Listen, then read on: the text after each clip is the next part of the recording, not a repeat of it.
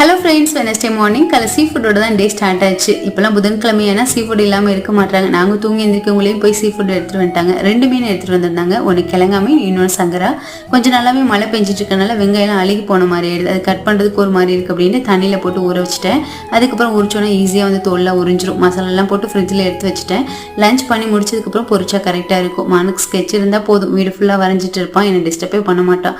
அதுக்குள்ளே குழம்புக்கு தேவையான பொருள்லாம் கட் பண்ணி எடுத்து வச்சுட்டேன்.